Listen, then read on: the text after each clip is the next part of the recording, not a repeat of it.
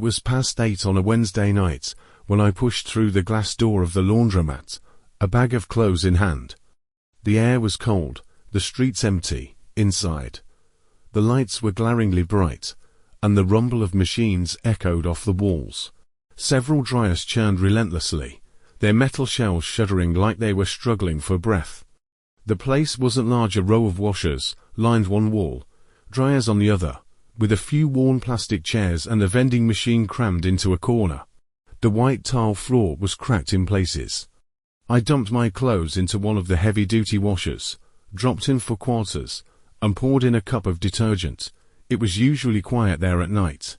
The only other person was an old woman folding clothes, her movements slow, her face buried in a stack of towels. She didn't seem to notice me. I nodded in her direction, but she didn't look up or respond. I took a seat, pulled my jacket tighter, and waited. After about 10 minutes, the washer began its rhythmic sloshing. I scrolled through my phone for a while, but the harsh lighting and the drone of the machines made me drowsy. When I finally looked up, the old woman was gone. The half-folded clothes remained on the folding table, untouched. I glanced around. The laundromat was empty except for me. The machines hummed on. Feeling thirsty, I walked over to the vending machine and bought a soda.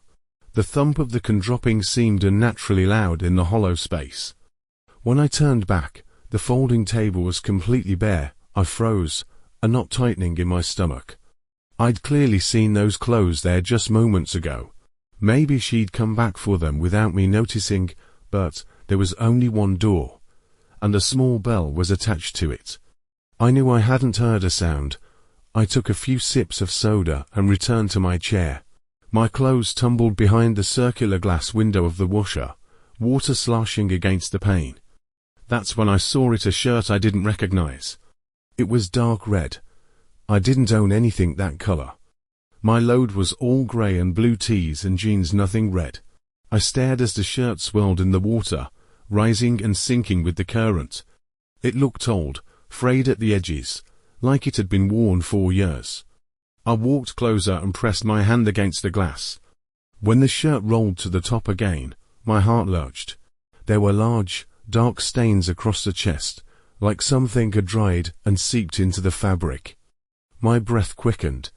I wanted to hit pause, but the old machine didn't have that function. I could only watch, helpless, as the shirt kept spinning. Suddenly, the washer's rumble slowed. The water drained prematurely, though the cycle wasn't finished. I stood there, stunned, and then clicked. The door unlatched on its own. Steam billowed out, carrying a damp, metallic smell. The red shirt lay on top of my clothes, limp and heavy. With trembling fingers, I picked it up. It was cold, unnaturally cold. The worst part was the tag inside the collar, faded, but still legible. M. Attar. I threw it back in horror. The door snapped shut immediately, as if rejecting my interference. I stumbled backward until I hit the cold wall, my mind reeling. Then came a sound from the dryers, not the usual thump of laundry, but a pounding, like someone hitting the metal from the inside. Dull, frantic thuds, accompanied by the shuddering of the machine. I stood frozen, unsure whether to move closer. Through the round window of the dryer, I could only see my own panicked reflection. Abruptly, the pounding stopped. Gasping, I turned to leave, but the door wouldn't budge. I yanked hard. The bell didn't ring, as if someone was holding it shut from the outside. Behind me, a drip sound began. I looked back. The red shirt had risen to the top of the washer again, water droplets sliding slowly down the glass. This time, I saw it clearly, a pale, blurred face pressed against the fabric from behind the glass, staring straight at me. My heart nearly exploded. I grabbed one of the metal-legged chairs and swung it hard at the door. The glass vibrated, the face shattered like a broken reflection and vanished. Everything went silent. I stood there, stunned, the chair leg clattering to the floor. A few seconds later, the washer started up again, rumbling as though nothing had happened. I didn't look back. I frantically stuffed my wet clothes into the bag, not caring that they were dripping, heaved it over my shoulder, and bolted for the door. This time, it opened easily, cold air rushed in, and the bell chimed softly. I ran to my car, threw the bag in the back, and sat behind the wheel, hands shaking too badly to start the engine. Through the frosted window, I could still see the round window of that washer glowing, a red garment tumbling inside. My breath fogged the windshield. I never went back to that laundromat. Later, I threw out every piece of clothing from that bag, along with the memory of that night. I told myself it was my imagination, that maybe the shirt had been left behind by someone else. But whenever I pass that street, I can't shake the feeling that behind that glass, a face is still watching me through the churning water, silent and waiting. That night I dragged a bag of dirty laundry into the self-service laundromat, shivering from the cold wind outside. I'd worked late, my washing machine at home was broken, and after a week of piling clothes I couldn't stand it anymore.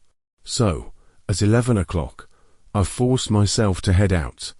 The laundromat was next to a convenience store, lit by harsh white fluorescent lights, empty.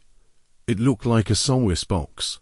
When I pushed open the glass door, the bell above it jingled, and the air carried a mix of detergent sweetness and damp machine odor. I chose a washer in the corner, shoved all my clothes inside, dropped the coins, and hit start. The machine rumbled to life, water sloshing and metal scraping, a steady background noise that felt unsettling instead of comforting. I sat on a plastic chair by the wall, set my backpack at my feet, and pulled out my phone to pass the time. But the signal was weak and kept dropping.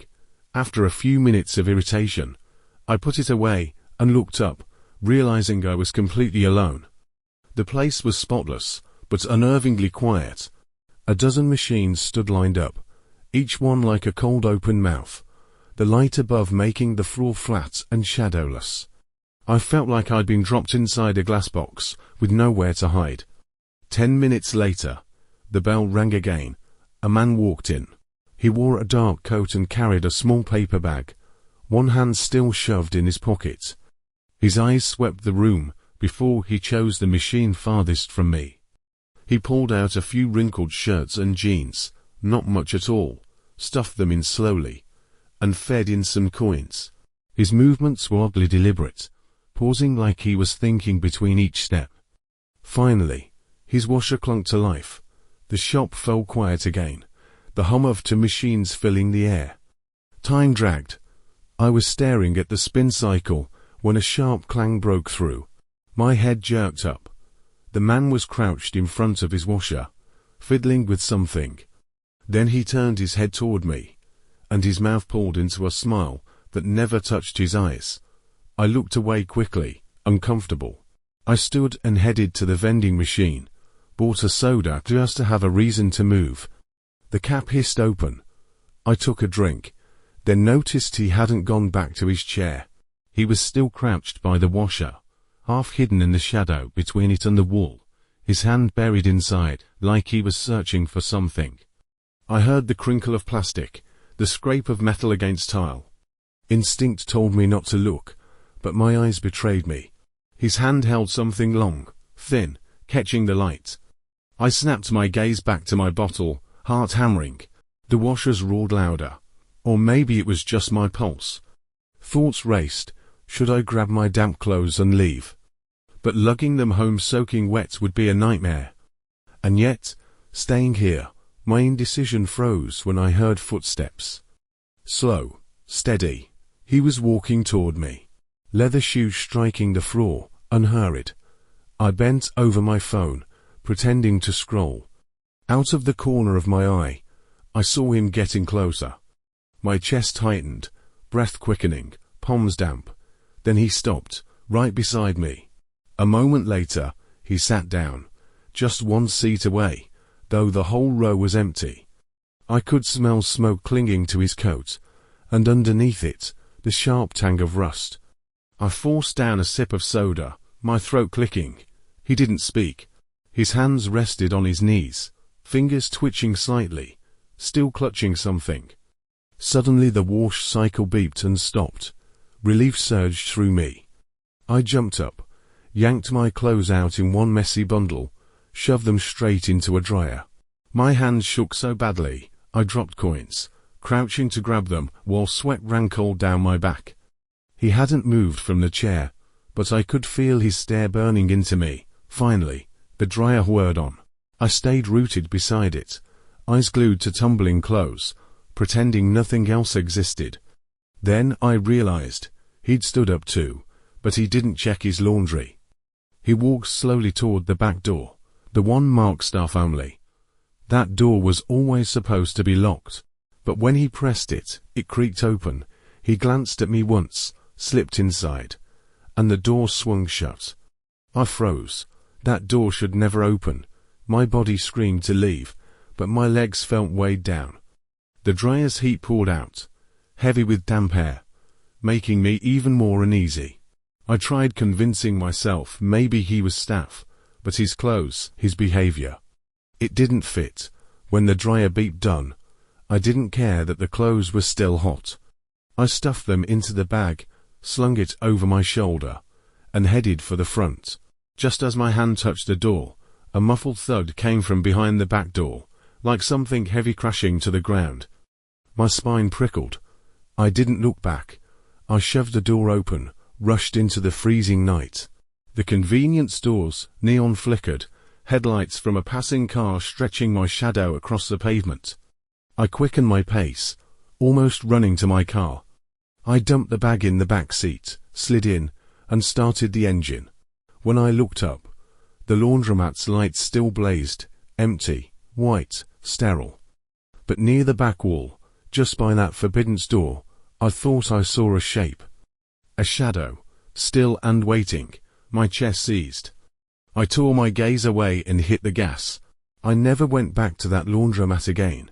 After that night, I chose a small shop near my office, no matter the inconvenience.